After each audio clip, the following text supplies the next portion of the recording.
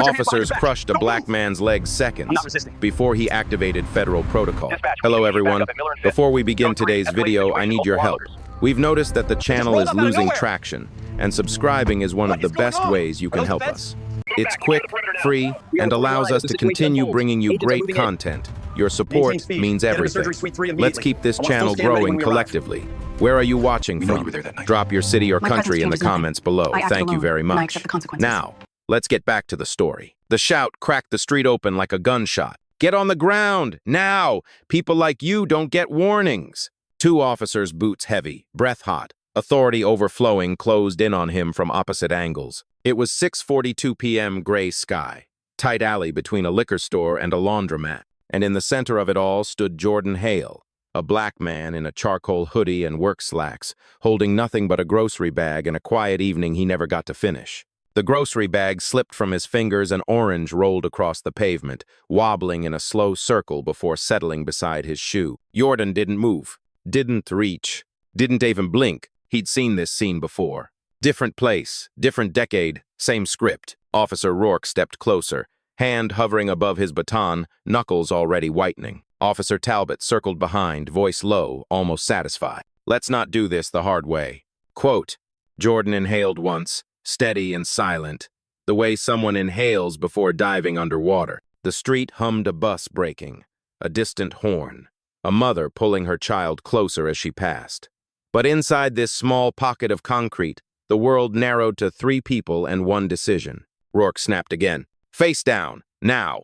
Jordan slowly raised his hands shoulder height, palms outward, not surrendering, measuring. His expression held no panic, no plea, only a stillness that unsettled the officers more than resistance ever could. Before the moment stretched too thin, a voice entered the scene from another world entirely your world.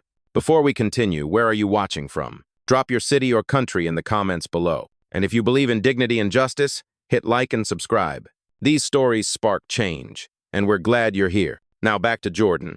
And Jordan, he was running out of time. Talbot moved first too fast, too eager, grabbing the back of Jordan's hoodie and yanking him toward the pavement. Jordan stumbled, knees buckling, one hand scraping asphalt. Rourke rushed in from the side, baton raised like a verdict. It came down hard, crack, a sound that split the air, sharp and final bone-meeting force with no negotiation.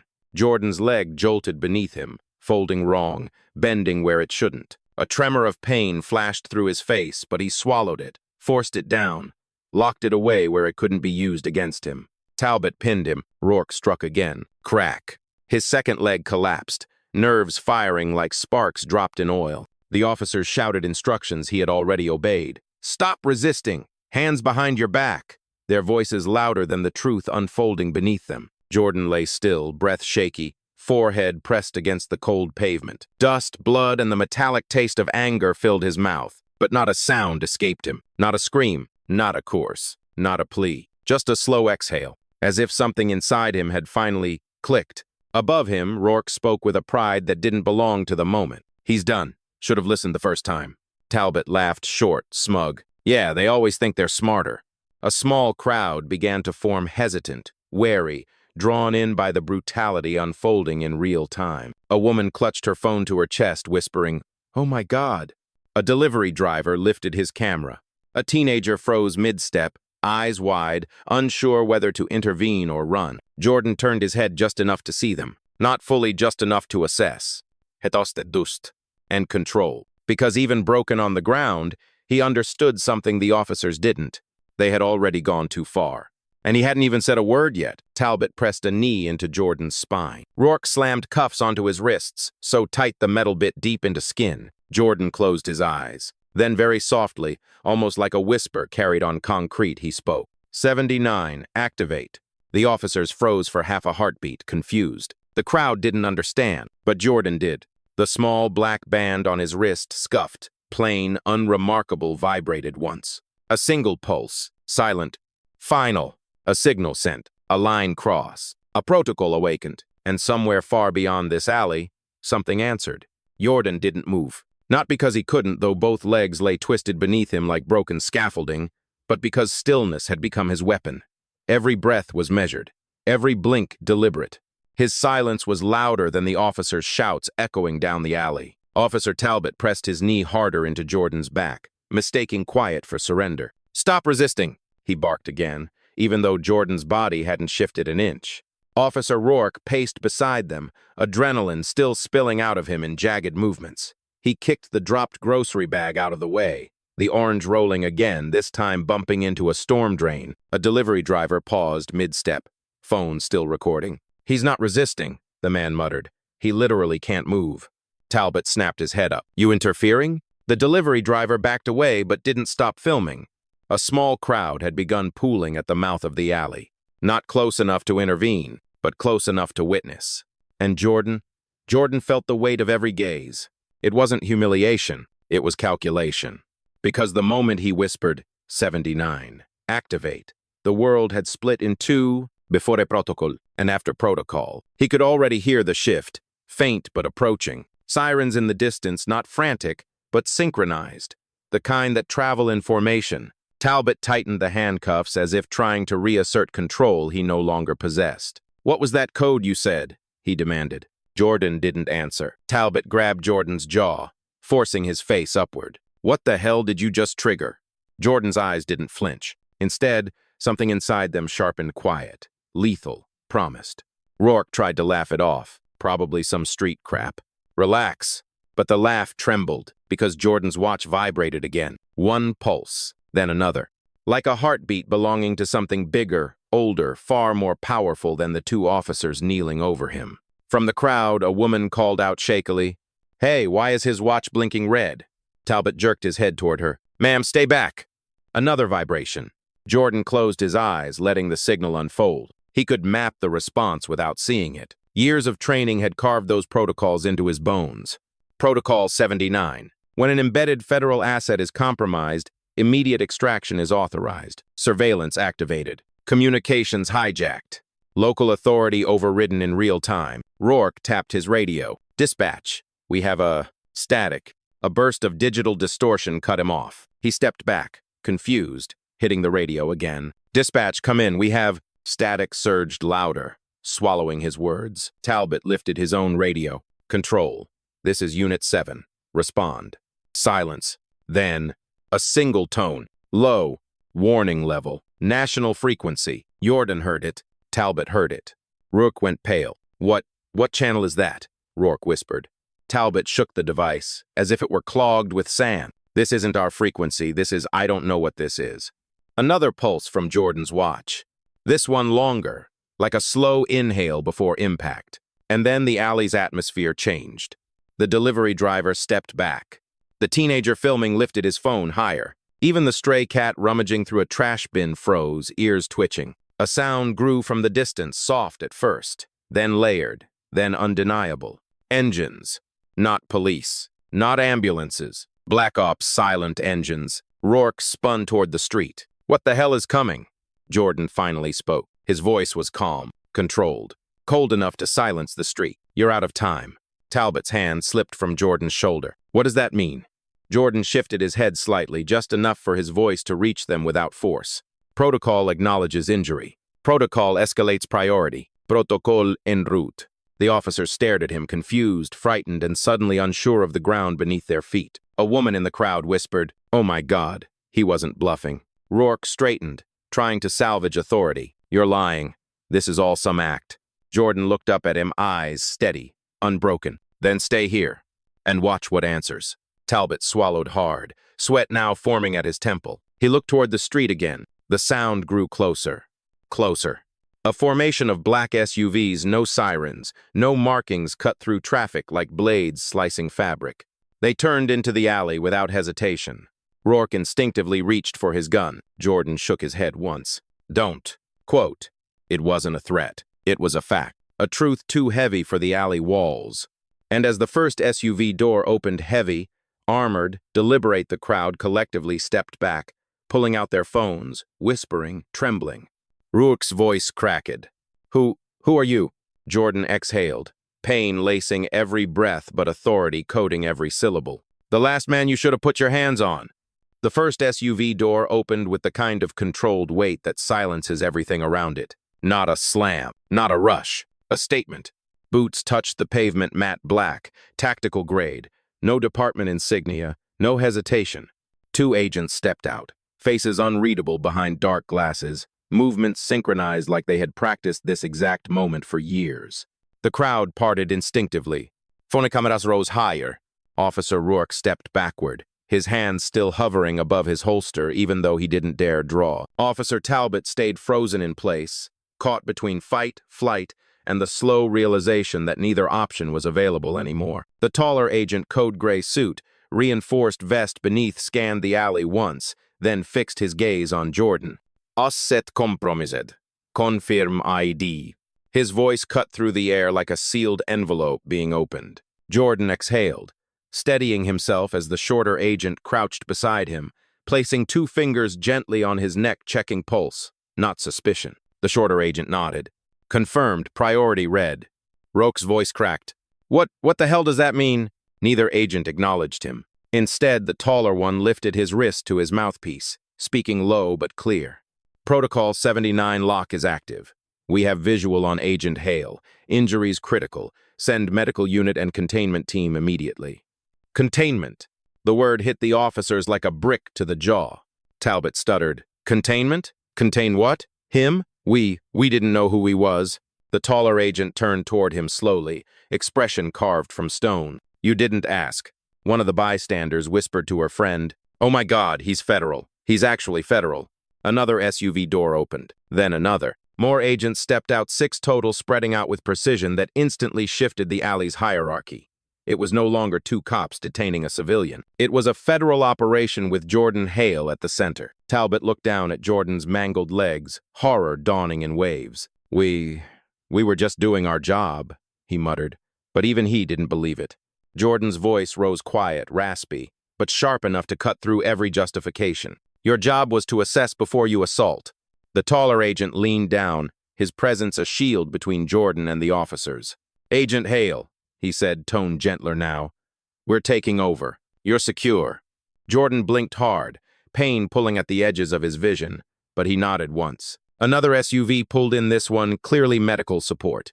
2 tactical medics rushed forward with a stretcher that looked more like military equipment than emergency care. Rourke snapped, voice cracking wide open. Hold on, you can't just take him. He's in our custody. The taller agent stepped toward him in a slow, deadly line. Custody? You fractured both his legs without cause. You ignored his compliance. You blocked communication frequencies. And now you're claiming ownership of a federal operative? Rourke's mouth opened, but nothing came out. The shorter agent added, cold and concise. Your radios were overridden because you triggered an assault incident on a protected federal identity. The crowd gasped. Someone whispered. He warned them. He literally warned them. Jordan lifted his head slightly, a grimace tightening his jaw. Let them talk, he said. His tone wasn't angry. It was worse, disappointed. Rourke took a step forward, desperation clawing into his voice. We didn't know. He didn't say anything. Jordan's eyes met his dark, steady, unshakable. I didn't have to. Silence. An engine idled at the alley's edge. Cars slowed. More onlookers gathered. The world was witnessing judgment unfold in real time. A medic kneeled beside Jordan. Agent Hale, we need to lift you careful with your left leg. It's stabilized but unstable. Quote. Jordan nodded again, jaw clenching as the medics prepared the stretcher. Talbot swallowed hard, voice breaking. Why didn't you say who you were? Jordan looked up at him not with rage, but with a truth too heavy to run from. Because you only respect what threatens you. The words hit harder than any baton. Even the agents paused. Even the crowd stilled. Rourke staggered back like he'd been struck in the chest. Talbot pressed a hand to his own mouth. And Jordan, still broken, still on the ground, finished the thought. And I wanted to see which one you'd choose when you thought no one was watching. Phones recorded everything. Every breath, every word, every consequence. The medics finally lifted Jordan onto the stretcher, his watch still pulsing with the quiet heartbeat of federal authority. In the background, 3 agents moved toward the officers with calm, inevitable precision. Officers, the taller agent said, you are now being detained pending federal review of use of force, obstruction, and assault on a federal officer. Rourke's knees buckled. Talbot whispered, No, no, no, no. And the crowd erupted, half in shock, half in vindication. But Jordan? He simply closed his eyes. Not in weakness, in control. Because justice had arrived, and he hadn't needed to raise his voice to summon it. The street was no longer a street. It was a federal perimeter. Within 60 seconds of Jordan being lifted onto the stretcher, the block transformed from an ordinary late-evening sidewalk into something surgical, controlled, and unmistakably governmental. Black SUVs angled themselves across the intersections, forming a barricade of matte steel. Agents fanned out in sharp lines, their movements smooth, choreographed, undeniably trained. Blue and red reflections from distant police cruisers flickered uselessly behind the stronger, deeper shadows of federal authority. The crowd, once hesitant, now surged closer, phones raised like a constellation of tiny, glowing judgments. A teenage boy whispered into his camera, "Yo, this is real. They're actually arresting the cops. I've never seen this happen." Next to him, an older woman crossed her arms, shaking her head. "It was only a matter of time," she said. Only a matter of time before someone important finally said enough. But the officers, they looked like pillars collapsing in slow motion. Rourke's face turned gray as two agents approached him, hands resting on tactical holsters, not threatening, simply ready. "Officer Rourke," one agent said, voice clipped, controlled. "You are being detained pending full federal review. Turn around." Rourke froze. His hands twitched at his belt. His breathing stuttered. This is wrong," he insisted. "We were responding to suspicious behavior." He didn't identify himself as the agent cut him off with a tone colder than authority. "Federal agents do not need to validate their humanity before you decide whether or not to shatter their bones." Rourke's collapse wasn't physical yet, but something inside him buckled. Talbot wasn't doing any better. His badge shook as he held it, fingers trembling. "We didn't know," he whispered to no one specifically. "We didn't know," an agent answered anyway. "You didn't care." The words landed like a verdict. Behind them, Jordan lay secured on the stretcher inside the medical SUV, oxygen mask fitted, vitals monitored. The medic at his side whispered updates. "Pulse stable, blood pressure elevated from trauma, he's conscious." Jordan opened his eyes slowly, painfully, and caught a glimpse through the half-open door. He saw Rourke being handcuffed. He saw Talbot slumping to his knees. He saw the crowd. He saw the shifting tide. And in the edges of his vision, he saw the media. A news van, local, fast, hungry, skidded to a stop, a cameraman already sprinting across the pavement. Another reporter ran after him, shouting breathlessly, "Get this, get everything." A federal agent stepped in front of them, hand raised, firm but calm. "This is an active federal scene. Maintain distance." The reporter didn't dare push through, but she didn't lower her mic either. "Sir, sources confirm this is a federal officer down situation. Can you verify? Is the man injured a federal agent? Is force being reviewed? Her questions cut into the air like arrows. The public tension climbed higher. Another bystander yelled, "They broke his legs! You should have seen it!" A young man added, "He didn't fight. Not once. They just took him down because he's black." A wave of agreement rolled through the crowd. Phones lifted higher, voices sharpened. The street vibrated with collective outrage. Inside the medical SUV, Jordan inhaled slowly through the mask. A medic asked softly, "Agent Hale, can you hear me?" He nodded. "Do you need sedation for transport?" Jordan's voice came through hoarse, but steady. "No, I need clarity. Keep me awake." Outside, Talbot finally snapped. "Please," he begged the agents around him. "We didn't know. If he's federal, we would never." Jordan's voice answered from inside the SUV, quiet but perfectly audible when an agent opened the door wider. "You would never what?" Talbot flinched. Jordan lifted his head an inch despite the pain, eyes locking onto him. "You would never attack a man you can't get away with hurting." The crowd murmured. Rourke turned pale. Talbot swallowed hard. We didn't mean." Jordan cut him off. "You meant everything you did. You just regret who I turned out to be." The alley fell into complete, crushing silence. Even the reporters paused. Jordan let his head rest back against the stretcher, breath trembling but controlled. The taller agent stepped beside him, giving him space but reinforcing the shift of power that now filled the entire street. "Agent Hale," he said, "Command wants confirmation. Do you authorize escalation?" Jordan didn't hesitate. His voice was iron. "Escalate." Quote. The agent pressed his earpiece. "Confirmed, Protocol 79 moving to Phase 3. Rourke shook his head wildly. No, please don't." Talbot's voice rose into panic. "Please, we're not criminals." Jordan's eyes closed as he spoke. "You made that choice the moment you treated me like one." The medical SUV doors shut with a firm, final click. and as the engine rumbled to life, the street outside erupted, media shouting, bystanders arguing, agents sealing the perimeter, while Jordan let the weight of justice settle like a verdict across his chest. He hadn't just activated federal protocol. He had activated consequences. The SUV eased forward, engines humming low-controlled, almost solemn. Inside, Jordan lay strapped to the stretcher, oxygen mask secured, vitals flashing in soft green pulses. The medic beside him monitored every flicker on the screen, but Jordan wasn't looking at numbers. He was staring at the ceiling, blank, white, clinical, and somehow it reminded him of another ceiling, another room. Another time he learned what people truly see when they look at him. The memory slid in without permission. Flashback, age 17. He was lying on a different floor back then, cold tile, not asphalt. A convenience store. He remembered the smell of stale gum and glass cleaner. He remembered the officer towering over him, screaming, "Hands where I can see them," even though his hands had already been open, shaking, visible. He remembered customers pretending not to hear. He remembered the words, "You fit the description." He remembered the silence that followed when the real suspect, older, taller, white, walked out the door unnoticed. He remembered the shame most of all, the kind that stains, not fades. Back to present. Jordan blinked. The medic noticed. "Agent Hale, stay with me. You're losing blood, but we've stabilized most of the damage."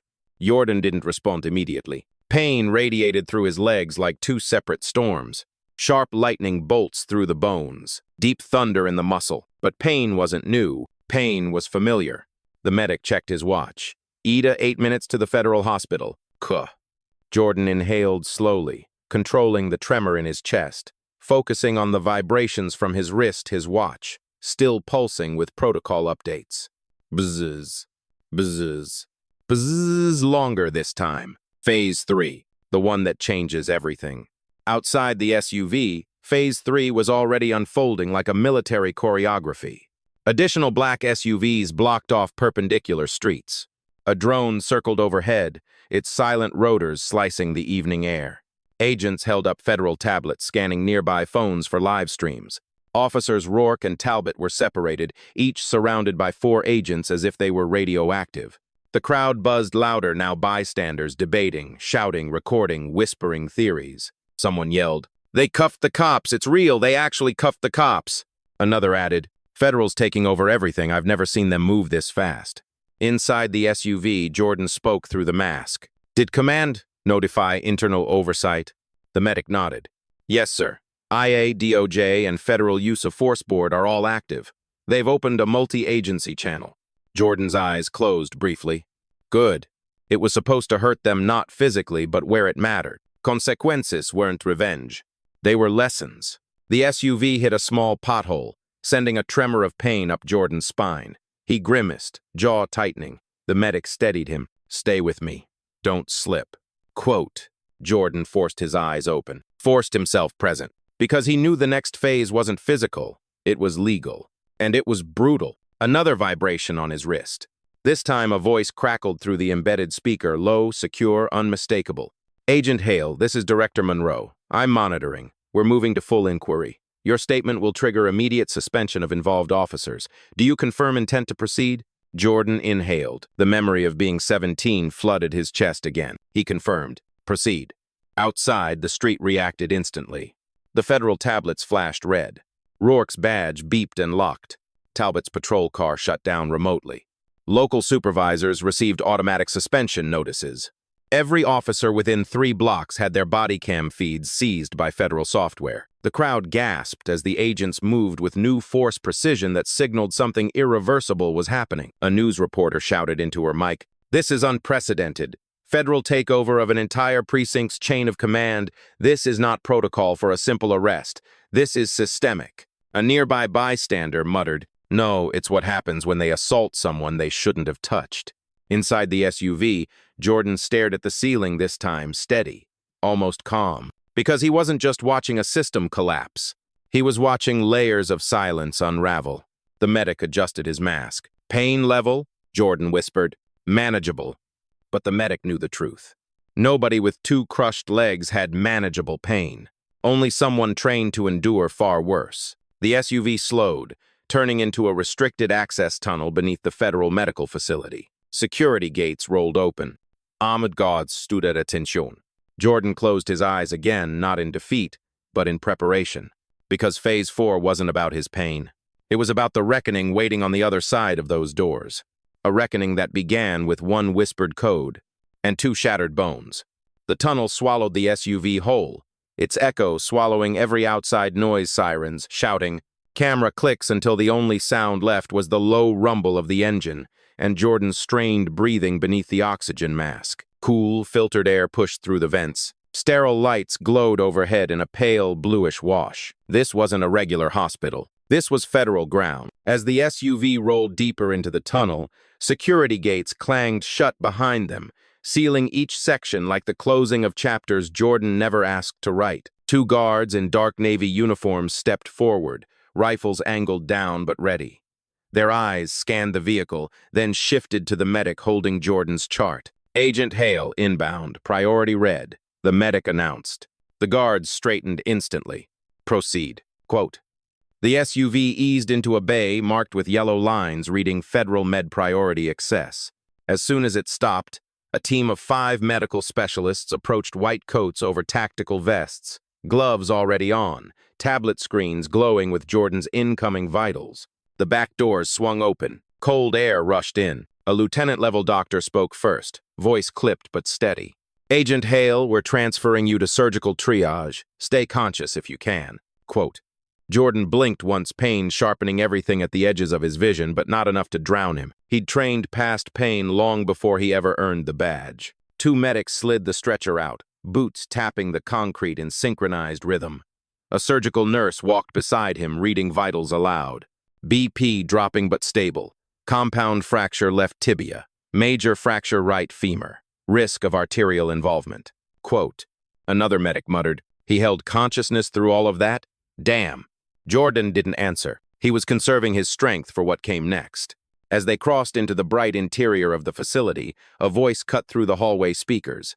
Attention, Protocol 79 escalation confirmed. All investigative divisions activate. Doctors didn't react. They were used to this. But the agents walking alongside Jordan, their jaws tightened. This wasn't just a medical emergency anymore. It was a federal incident with national-level oversight. They entered a wide corridor lined with locked glass doors and biometric scanners. Agents from 3 different departments were already present: DIO, Internal Oversight, DOJ Field Unit like wolves, summoned by the scent of injustice. At the far end of the hall stood Director Monroe, hands clasped behind her back, eyes sharp enough to cut steel. Tall, composed, gray streak in her hair that made her authority look timeless. She didn't step forward. She waited for Jordan to be brought to her. When the stretcher arrived, she lowered her voice to something only he and the nearest medics could hear. Agent Hale, she said, you shouldn't have been out there alone. Jordan's reply was slow, breathy, but lethal in clarity. I should have been safe. That's the point. Monroe's jaw flexed a rare crack in her otherwise perfect composure. She leaned in slightly. We're opening a full inquiry. I want your statement before we move. Can you speak? Jordan nodded. The medics hesitated. Director, we need him in surgical intake. Monroe raised a hand. 18 seconds only. She looked at Jordan. He met her eyes. Record, she said. A nearby agent tapped his tablet. Recording. Jordan inhaled, pain surging through his ribs, but he held steady. His voice was thin but sharpened by purpose. I complied. I was unarmed. I was profiled, and they broke both my legs before issuing a single lawful command. The agent recording almost stopped breathing. Jordan continued. Activate full review. Zaitza patrol logs. Pull body cams. Lock all precinct comms. Suspend chain of command until oversight arrives. Monroe nodded slowly, proud, furious, resolute. Confirmed, she said. Your authority stands. Then she straightened, her voice turning cold enough to freeze the hallway. To the nearest agent, notify local leadership. Federal oversight is now in full control. No officer enters or leaves without clearance. No evidence is touched. No report is altered. No narrative is rewritten. The agent saluted and sprinted down the hall. Medics pushed forward again, finally moving Jordan toward the surgical wing. As they turned the corner, Monroe called after him. We won't let this disappear, Jordan. I promise you that. His eyelids flickered. He didn't smile, didn't soften. He simply whispered, Don't promise justice. Deliver it. The surgical doors hissed open and swallowed him whole. Inside, a flurry of movement exploded, machines powering on, surgeons prepping, nurses clearing space. But even as Jordan's vision dimmed from blood loss and exhaustion, he sensed something. Not pain, not fear, not even anger, but momentum, the kind that doesn't stop when bones break. The kind that makes systems tremble. The last thing he heard before the anesthesia finally pulled him under was a distant announcement echoing through the facility. Federal Inquiry Phase 4. Activated. And then, darkness. Heavy. Earned. Ready to rise again. The interrogation room wasn't a room. It was a pressure chamber disguised as one. Fluorescent lights hummed like distant insects. Cold steel table. Mirrored wall that wasn't a mirror. Air so still it felt judgmental. Officer Rourke sat rigid in the metal chair, hands cuffed, wrists trembling, pupils blown wide from panic he couldn't hide.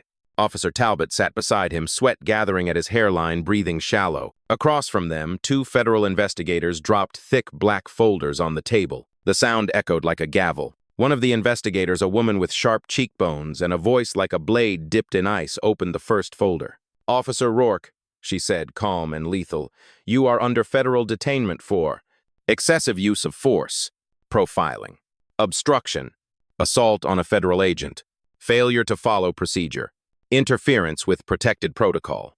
Rourke swallowed. Hard. That's not possible," he stammered. "We didn't even know he was." The investigator cut him off with a single breath of a laugh. "You broke a man's legs without cause. The badge he carried doesn't make that better. It makes you worse." Talbot leaned forward, voice cracking like dry wood. "Please, we didn't mean to." He fit the description. "I swear we thought." The second investigator slammed his pen on the table. "You thought wrong. And you thought violently. And that is the problem." Talbot flinched as if struck. Behind the glass, a cluster of high-ranking federal officials watched. Some furious, some exhausted, some quietly horrified that this was once again part of their job. A screen flickered to life. News coverage. Live. Unfiltered. A reporter stood outside the precinct, hair whipped by the wind, mic trembling in her hand. "This is a stunning development. Federal agencies have taken full command of the scene where an unidentified black man, now confirmed to be a federal agent, was violently subdued by 2 local officers. The incident is already prompting national outrage." Rourke's face drained of color. Another clip rolled in. A teenager's live stream shaky, emotional. "He didn't resist, bro. Not once. They broke his legs for nothing. I saw it. We all saw it." Another. A middle-aged woman trembling as she spoke into her phone. "You could feel it in the air. Those officers didn't see a person. They saw a threat, and now everyone knows." Rourke slammed his cuffed fists on the table. "Turn it off! Turn it off!" Quote. The investigator leaned in, her voice low. "That's the sound of accountability. You don't get to mute it." Talbot whispered, "We're finished." Rourke shook his head in denial. "We can fix this. We can explain. People will understand." The investigator slid a tablet toward him. "Explain this." On the screen, body cam footage, frozen on the exact frame where Rourke's baton came down. Jordan's leg bending the wrong way. A crack you could practically hear through the still image. Rourke broke. "Please," he whispered. "Please, don't do this." The investigator tilted her head. "You did this. We're just showing the world." Talbot put his head in his hands. Outside, the media storm intensified. Dozens of reporters now gathered, shouting questions at anyone wearing a badge. Is it true the officer reached for his weapon after the man was already down? Why wasn't the victim given medical treatment immediately? Did racial profiling contribute to the escalation? Why hasn't the precinct chief made a statement? Is this a systemic issue or an isolated event? The federal investigators exchanged looks. This wasn't isolated. This was symptomatic. Inside the glass room, Rourke whispered, "I want to talk to a union rep." The investigator didn't blink. "Not happening. Not until the federal inquiry permits it. You're in our jurisdiction now." Talbot looked up, eyes red. "What happens to us?" Silence. Then the investigator spoke. "You will answer for what you did. Every second, every decision, every blow." Rourke's voice cracked. "You don't understand. If we go down for this, everything we've done for years will come to light," the investigator finished. "That's the point." Behind the one-way glass, Director Monroe stepped forward, arms crossed. "Pull every file tied to these officers," she ordered. "Past complaints, overlooked incidents, dismissed reports, misconduct claims, everything. An analyst typed rapidly. "We've already found 7 sealed complaints," he said. "All people of color." Quote. Monroe's eyes hardened. "This isn't an accident. It's a pattern." She turned, her voice commanding. "Accelerate the inquiry. Prepare public findings. Begin the federal override." The hallway buzzed with urgency. Justice wasn't coming. It had arrived, and it wasn't leaving quietly. Inside the interrogation room, Rourke started crying silent, shaking tears he couldn't hide.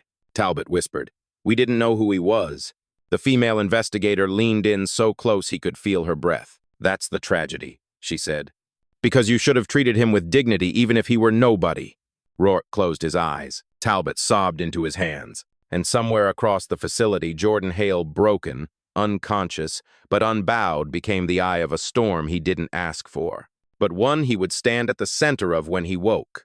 Darkness loosened, not all at once, but in thin, wavering slices, like light slipping through blinds after a long night. Jordan's consciousness rose slowly, sensing pain first sharp, metallic, alive beneath the layers of anesthesia, then the sound of steady machines, then the softness of a medical bed beneath him. He opened one eye. Blurry silhouettes sharpened. White ceiling, soft hum of advanced ventilators. A sterile room with reinforced glass walls and 2 armed federal guards outside the door. Not a hospital room, a protected medical suite, the kind used for high-value operatives. Jordan inhaled deeply, wincing as pain darted like electricity down both legs. He lifted a shaking hand and felt the bandage across his thigh. Surgical reconstruction. Metal rods, stabilizers. He remembered the street, the crack, the code, the agents. Then darkness. Now, he was back.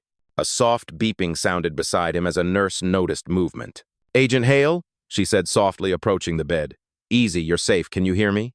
Jordan nodded once. His throat felt like sand. The nurse brought water to his lips. He drank slowly, cautiously, as memory and purpose rushed back in. "Status," he whispered. The nurse blinked. "You mean your condition?" Jordan shook his head, small, slow, intentional. "Incident, protocol, status." She hesitated, unsure how much she was allowed to say. A deeper voice answered for her. Director Monroe stepped into the room, closing the door behind her with a soft, deliberate click. Her presence filled the space, not intrusive, but immovable. "Jordan," she said, pulling a chair beside him, "everything is moving, and it's moving fast." Jordan winced as he adjusted slightly. "Brief me." Monroe didn't sugarcoat. "The country has already seen the footage," she said. "Your assault is national news. Every major outlet is running continuous coverage." Jordan exhaled. Not relief, not satisfaction, just inevitability. Monroe continued. "Internal oversight detained both officers. Their body cams, dispatch logs, and complaint histories are now federal evidence." She paused. "You should know. 7 prior incidents were buried by their precinct." Jordan's jaw tightened. "Buried." "Yes." "Racial pattern?" Monroe nodded. "All 7 victims were black or Latino." Silence filled the room, heavy, unflinching. A nurse checked Jordan's IV, eyes soft but burning with something akin to respect. Jordan closed his eyes briefly, the weight pressing into him. This wasn't about him anymore. Tragedies rarely were. But accountability could be. Monroe placed a tablet in his hand. News headlines flashed across the screen. Federal agent assaulted by local officers, immediate suspension of entire command unit. DOJ launches emergency review of precinct's history. Quote, "Protests begin forming outside City Hall, justice for Hale. Full transparency demanded after shocking incident." Jordan scrolled, slow, steady. A moment later, a live stream clipped Jordan lying broken in the alley. Officers shouting, crowd murmuring, phones raised. His voice whispering, 79, activate. Millions of views, millions of comments. He let the tablet fall onto the blanket. Monroe leaned closer. "There's more." Jordan opened his eyes again, expecting it. "Your case triggered an automatic DOJ civil rights probe. They're reviewing the entire precinct and its command structure. A federal injunction may temporarily take over local policing authority." Jordan took a slow breath. "And the officers? They're being held in a federal facility. No bail hearing for 72 hours. Their union has been blocked from early interference." Jordan nodded, absorbing. "And the city?" Monroe took a deeper breath. "The mayor is scrambling. Public trust is collapsing. There are protests and press outside the building right now. Every camera is aimed at us. A flicker passed through Jordan's eyes. Pain, yes, but also something older, deeper, forged in years of watching moments like this happen to people without badges, without voices, without the world watching. He whispered, "This wasn't supposed to be about me." Monroe replied gently but firmly, "It's not. It's about the system that broke your bones before it bothered to ask your name." Jordan let that truth settle. Heavy, cold, accurate. A knock sounded on the reinforced glass. A federal agent awaited permission. Monroe opened the door a crack. "Director?" the agent said. "Oversight panel is ready. They're waiting for Agent Hale's statement when he's stable." Jordan inhaled through his teeth as pain tightened again. "Don't wait," he said. "Bring them." "Ka." The nurse stepped forward defensively. "Henedist." Jordan raised a hand. "I need to speak." The room stilled. Monroe studied him, measuring the grit behind his exhaustion. "You're sure?" Jordan nodded once. "People are already telling my story out there. I won't let strangers narrate what happened." Monroe slowly rose. "I'll bring the panel."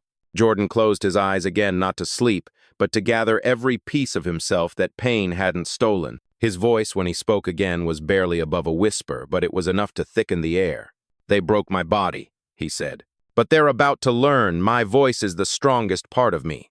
Outside his room, the agent hurried away. Inside, Jordan breathed steady, preparing. Pain was temporary. Truth was permanent. And when he spoke next, the system would have to listen.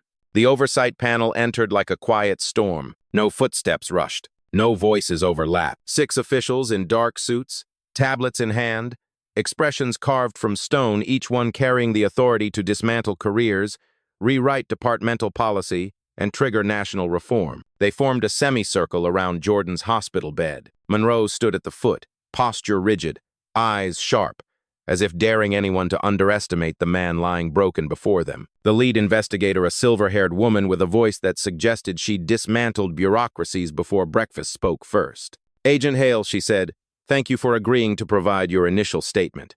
This will trigger immediate federal action. Are you ready to proceed?" Jordan lifted his head slightly, pain tightening at the corners of his jaw. "I'm ready." A tablet began recording. The room held its breath. Jordan inhaled once, steadying himself, then began. His voice didn't shake. He didn't stutter. He didn't dramatize. He simply told the truth. "I complied with every command they gave. I never resisted. I carried no weapon. I posed no threat. They approached me with bias already in their hands, and force already in their minds." The panelists exchanged glances, some subtle, some shocked, some grimly unsurprised. Jordan continued, "They didn't check my ID. They didn't ask my name. They didn't see my face. They saw a silhouette they were taught to fear." He paused, breath hitching through a pulse of pain. The nurse adjusted his IV. Monroe's jaw tightened. Jordan pressed on. "They broke my legs before they broke their assumptions. And in that moment, I wasn't a federal agent. I wasn't an asset. I wasn't a trained operative." His eyes sharpened. "I was just a black man they decided didn't belong." The words hit the room like a fault line beneath concrete. One of the panelists lowered his gaze, swallowing something he didn't want to admit. Jordan wasn't finished. "I activated Protocol 79 not for revenge. Not to punish them for what they did to me, but because I knew if they could do that to someone with my training, my clearance, my proximity to power, they could do far worse to someone without any of it." A silence followed, dense, electric, impossible to ignore. Jordan turned his head toward Monroe. "And that's why we're here. Not because of who I am, but because of who they think they can hurt without consequence." A deep breath, a longer pause, then the final strike. "You don't fix a system like that with apologies. You fix it with accountability." The lead investigator nodded slowly. "Agent Hale, your statement is logged. We will move immediately."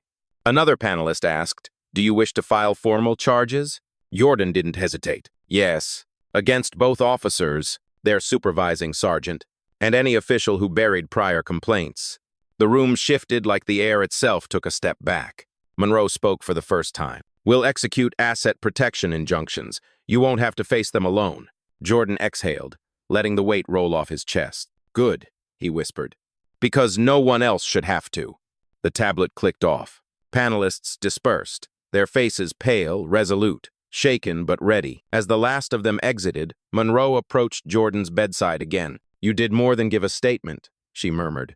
"You gave direction." Jordan looked out through the tinted glass toward the hallway, where the buzz of activity swelled, agents moving, lawyers entering, evidence being processed, careers crumbling. "This won't end tonight," he said. "No," Monroe replied softly, "but it started tonight." A beat. Then Jordan said the line that would be replayed across the country for months. "They tried to break my body, but all they did was strengthen my case." Monroe allowed herself the smallest smile. "Anything else you want documented, Jordan?" He stared forward, calm, unbroken, every word deliberate. "Yes, make it clear." He paused. "He never raised my voice." I raised the standard. The nurse froze at the doorway, breath catching. Even Monroe blinked slowly, letting the weight of it settle. Jordan's eyes closed not from weakness but from finality. Outside the room, the world was already reacting. News banners flashing. Agent Hale's statement ignites national reform calls. Federal override of police precinct now active. Public demands accountability after shocking protocol leak. Crowds gathering with signs. Justice for Hale. End the silence. Dignity is a right. And somewhere, miles away, in a detention wing surrounded by federal guards, two officers sat in stunned quiet as their careers and excuses collapsed around them. Jordan lay still, pain present, bones healing, strength gathering. But justice? Justice was already awake, and it wasn't done. Never mistake calm for weakness. That's where power lives.